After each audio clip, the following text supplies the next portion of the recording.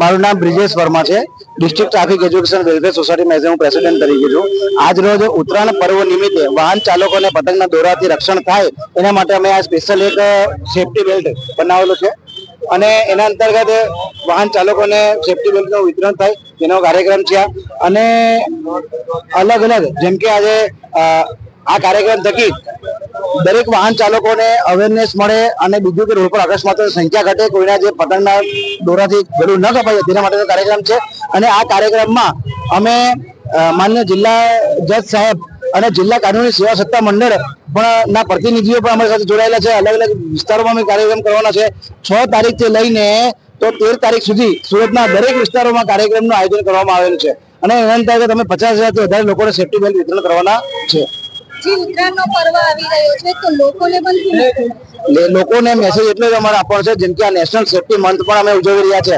National safety month અંતર્ગત લોકો ટ્રાફિકના નિયમોનું પાલન કરે, પ્લસ જેમ કે રોડ પર અકસ્માતોની સંખ્યા તેમને ખ્યાલ ન આવે તો દરરોજના 474 લોકો રોડ પર અકસ્માતને કારણે મોત પામે છે, તો એવા અકસ્માતમાં ઘટાડો થાય તેવો શુભ આશય સાથે આ કાર્યક્રમનું આયોજન કરવામાં આવેલું છે।